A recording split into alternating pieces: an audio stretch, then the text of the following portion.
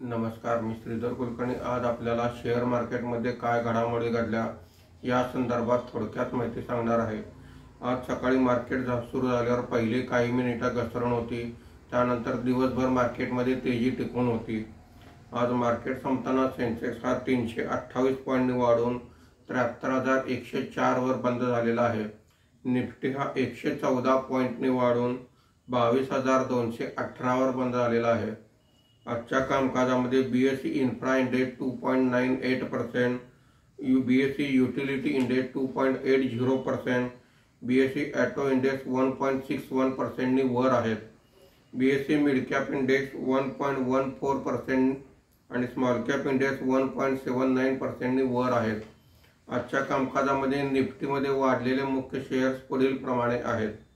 Adani enterprises 5.50%, Mahindra and Mahindra 3.92%, Hero MotoCorp 3.23%, L&T 2.60% अशी वाढ आहे। आज निफ्टीमध्ये घसरलेले मुख्य शेअर्स पुढील प्रमाणे आहेत।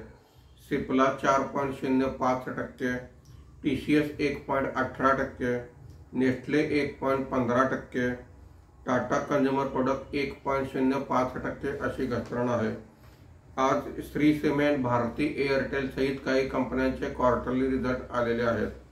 FII ने विक्री सुरू ठेवली असून आज 4,065 कोटी रुपयांची विक्री केलेली आहे। देशीय वित्तीय संस्थांनी 3,528 कोटी रुपयांची खरेदी केलेली आहे। धन्यवाद।